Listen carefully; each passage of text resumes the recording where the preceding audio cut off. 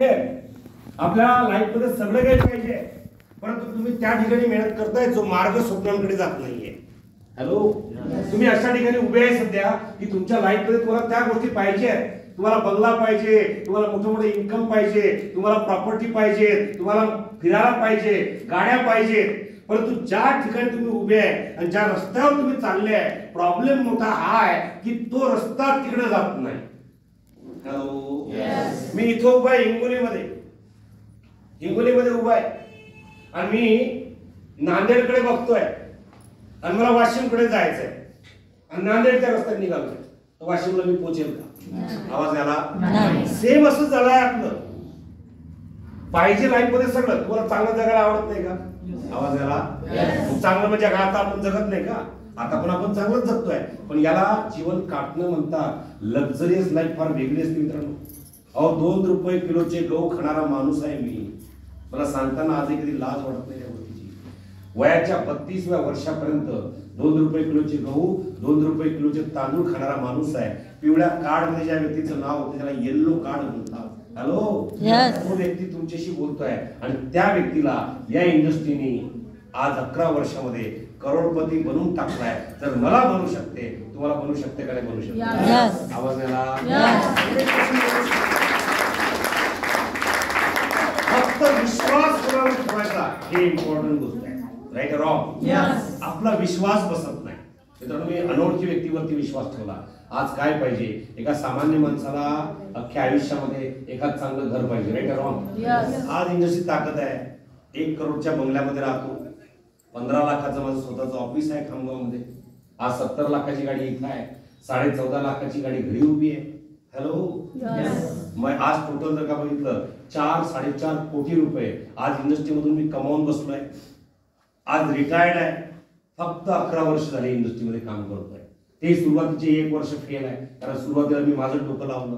Hello, आणि आता मी प्रामाणिक सांगतो, आता बिझनेस कळायला लागला. कसा केला पाहिजे, कसं बोललं पाहिजे, काय बोललं पाहिजे.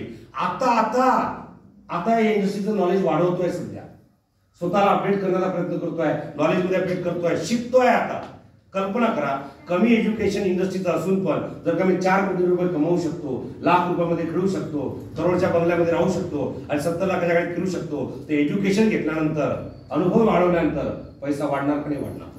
आवाज आला?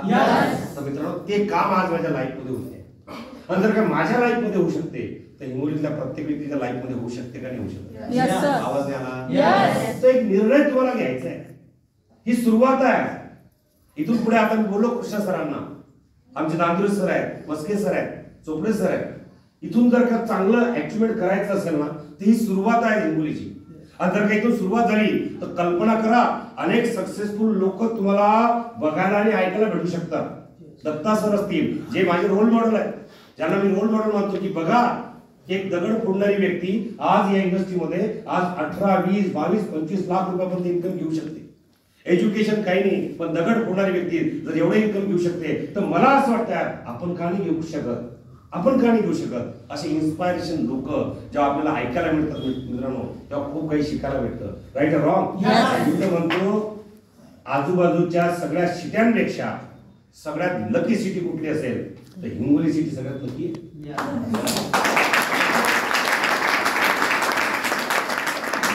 वाशिम 50 किलोमीटर आहे, नांदेड 70 आहे.